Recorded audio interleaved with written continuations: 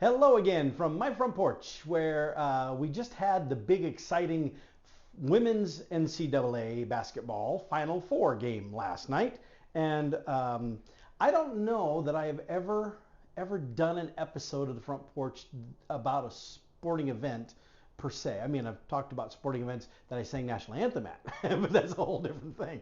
And this time I'm not really wanting to talk about the sporting event.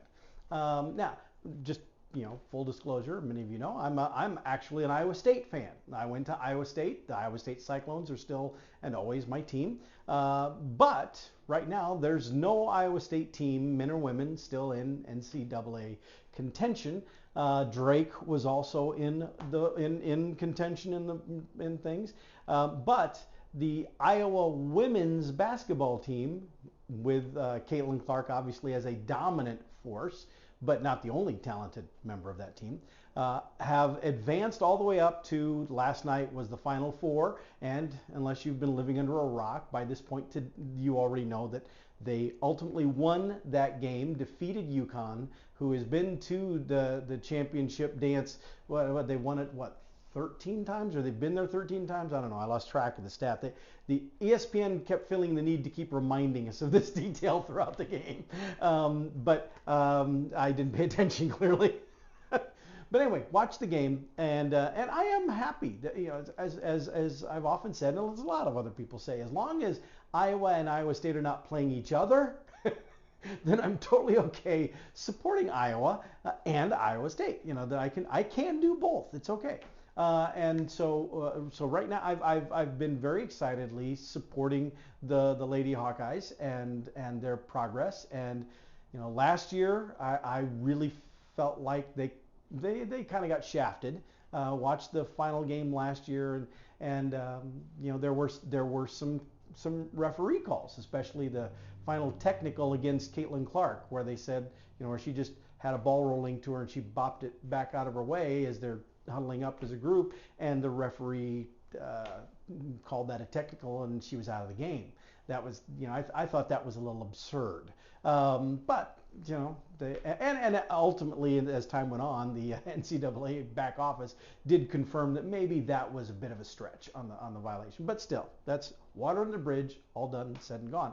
So now here we are this time around, and the Iowa Lady Hawkeyes have a chance to now go back to that final dance, as they call it, and win it potentially this time. They have to go up against an undefeated South Carolina, so that's going to be tough.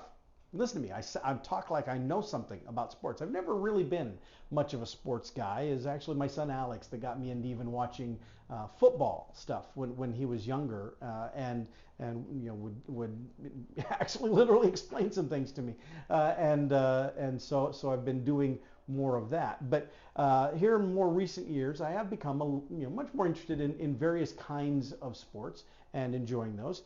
But I don't really want to talk about the game per se. I'm happy the Hawkeye ladies won because I was rooting for them.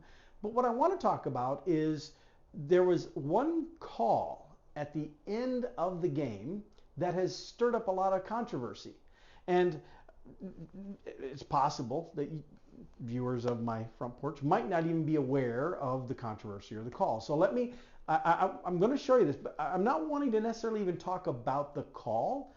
I really want to talk about the reactions of people after. But here, I got a couple of really quick little videos showing that one's a little wider shot, and then I'll show you one that's a little more close up. And I'm not even going to talk about who the names of the players are and stuff with that, because again, I'm not wanting to analyze the play. I just want you to understand and see what it is that people are talking about. So, first of all, here's kind of a wider view of the event that happened, the infraction, and so I'll let you see that.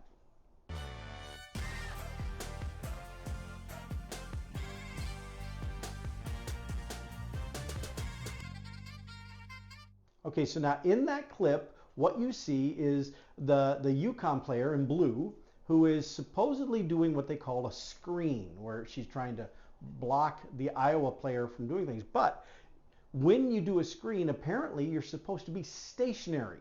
You cannot be moving, and you cannot make it, You cannot do what that player did, where her legs are spread, as far apart as they can be, and she's still moving, and we even see that the Uconn player's arm comes up. There's allegation that she makes contact that way and sort of elbow checks the Iowa player. You do see the Iowa player's head go back and her hair fling like she's been hit in that way. All of this is illegal contact, is stuff that you can't do.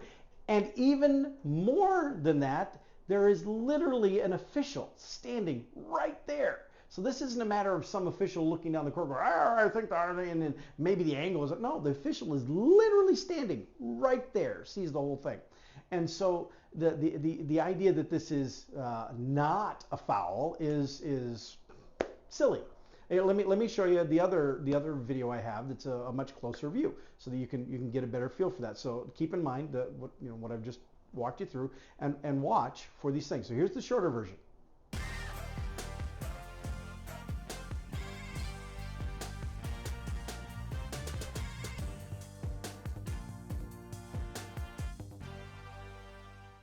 Okay, so it wasn't necessarily short. I guess it was a little shorter of a clip, but I meant it was closer, more zoomed in, so you could see the action. You could see that the stuff that wasn't supposed to happen. That's what you see. And so there are some individuals who apparently are either willfully ignorant or they desperately need to see an optometrist, because they literally watched this and go, oh, I don't see a foul. I don't see it. People like LeBron James. Now, he actually is a bit of an expert on fouling, because the Lakers have shot more free throws than like 2 or 3 other teams combined. So he is able to draw a lot of fouls, but he doesn't like it when the other people get called on, apparently. But still, anybody, I don't care what their credentials are, anybody who looks at that and says, oh no, there's no foul, is just stupid. I'm sorry, just blind, ignorant, and stupid, because there clearly was a foul.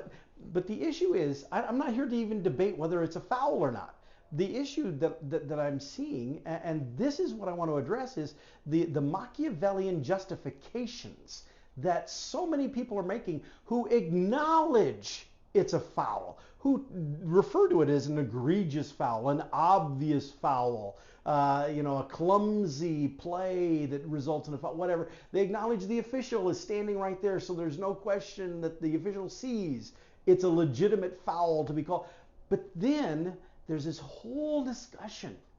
Oh, sure, yes, it's a foul. Yes, it violates. Yes, but it shouldn't have been called because they were in the final seconds of the game. Let the players determine the outcome of the game. Okay, now here's my problem with this mentality. This would have us believe that the rules of a game only apply for most of the game. But once it gets down to a crunch time, well, then apparently the refs should just go take a coffee break, and the players can pull out their brass knuckles because the rules no longer apply.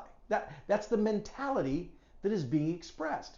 Now, I know that people always complain about the officials' calls. I just made that comment about last year's championship game. Generally speaking, the complaints about officials' calls are those that will sit back and say, okay, the team I wanted to win, or the team I wanted to lose, whichever the case may be, the game didn't turn out that way, and so I'm going to look at these calls or missed calls, in my opinion, by officials and blame them, because that's better than blaming the team that I would have been rooting for. In this case, in this game, at one point, Uconn led by 12 points, and the Lady Hawkeyes, they were not they were not having their best night. In fact, Caitlin Clark didn't shoot any threes in the entire first half of the game. They said that has never happened for her in any NCAA tournament game ever in her basketball career. So Uconn did a great job of blocking her and throwing her off her game and keeping her off balance. And she was and the Hawkeyes really struggled. They weren't making shots. They were turning over excessively. They weren't rebounding very well. They were just having a really bad night. Fortunately, Uconn had some strength in pockets, but they made some screw ups too, and so that allowed it to stay competitive. But at one point, Uconn led by 12 points. Well, at that point, the Hawkeyes really should have been done. All Uconn had to do was maintain, just keep answering, keep blocking, doing so. But instead, as the game progresses on, it gets flipped around to the point that the Hawkeyes now lead by 10 points. Now think about that. That's 22-point swing just right there that Uconn gives up. And yet they're gonna complain about this call at the end. The fans are gonna say, "Oh, it's because of that call at the end," because the final score is a 1-point difference. And so the theory is that had that foul not been called, that Uconn could have got the ball and they could have scored 2 points and they would have won by 1 point. That's a lot of ifs in that statement. No guarantees any of that would have happened even without the foul being called. So here's the problem. These fans, they so desperately wanted to see Uconn win or Iowa lose, for whatever reasons, not getting into those either, so passionate about wanting that to be the outcome that they will willingly look at the facts right in front of them, this really obvious foul, and they will justify it or completely they don't dismiss the foul, they dismiss the official enforcing the rules, as if because they want their team to do better, they want their team to have a chance to pull off this upset victory here now, the official should have kept quiet. Well, in doing so, that official would have shown blatant favoritism. Now, if I support Uconn, I don't care. Be favorable to me. ESPN was favorable to Uconn. Their post-game and analysts talking about it all had ties back to Uconn. That's a little bias there, and so there was clearly a preference on the part of some as to who should walk away with the victory in that game, and it was not Iowa, and so that still seems to permeate here, but the bigger picture, I want to just pull back completely from sports altogether. The bigger picture here is how we as human beings can look at something. We see the facts right in front of our face. We might even acknowledge those facts right in front of our face. But because we want to believe something else, because we want it to work out a different way, we will either completely ignore those facts that are in front of us, or we will attack those who expose the facts in the first place. And this has happened time and again in almost every context. It is a really, really sad bit of human nature, and it's one that I don't think really warrants us passing judgment on others.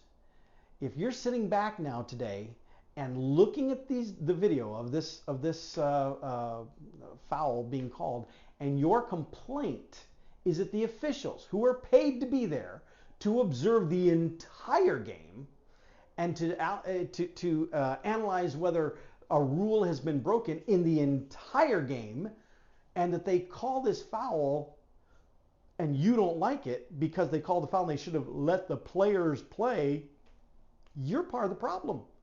Because in this case, the foul is called on a player who chose to do what she did, and that means that player chose the outcome of the game.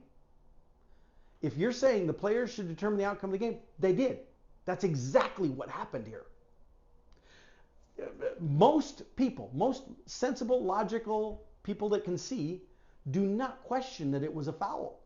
That's not really the debate. There are a few idiots like LeBron James who apparently don't think it was really a foul at all. But most people, again, acknowledge it was a foul. They're upset about the timing of it being enforced. as if in the last few moments of a game, the rules no longer apply. And I would argue the opposite. I would argue that at that point in the game is when the rules are more important than any other time, because that's where a team is going to try to get away with sneaky, tricky plays, and they're going to try to get around it. And without the rules, anything could happen. It'd be chaos. That the rules are there for a reason, and this was exactly one of those reasons. But not just in this game.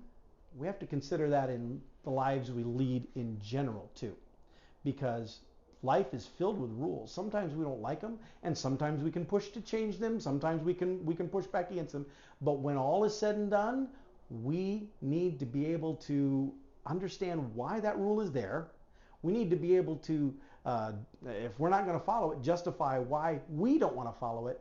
Like, for example, if I go out speeding and I get pulled over by an officer, it's not the officer's fault that I got pulled over. I chose to speed. Same thing applies here. We have to keep those things in mind. Otherwise, we're in a lot of trouble. So, with that, I'll leave you to it. You can go back to your social media debates if you're still debating people. Feel free to show them the video that's early on in this that's showing the plays if you need to, because that's why I'm sharing them with you. With that, I'll see y'all next time from My Front Porch.